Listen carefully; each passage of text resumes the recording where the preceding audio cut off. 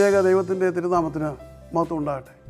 കർത്താവിൽ പ്രിയ സഹോദരങ്ങളെ, world world ടെലിവിഷൻ്റെ ആഭിമുഖ്യത്തിൽ നടത്തപ്പെടുന്ന ബൈബിൾ ക്രൗൺ പ്രതിദിന പ്രശ്നോത്തരിയിലേക്ക് നിങ്ങളെല്ലാവരെയും കർത്തൃനാമത്തിൽ സ്വാഗതം ചെയ്യുന്നു. നമ്മുടെ ഇന്നലത്തെ ചോദ്യം, യോസഫിൻ്റെ അസ്ഥികളെ മിസ്രയീമിൽ നിന്നും കനാനിലേക്ക് കൊണ്ടുപോയത് ആരാണ്? ഉത്തരം മോശ.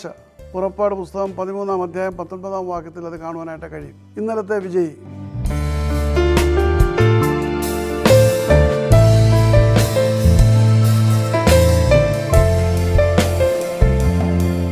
ഇന്നത്തെ ചോദ്യം, പ്രവാചകനായ യിരെമ്യാവിൻ്റെ പിതാവ് ആരായിരുന്നു?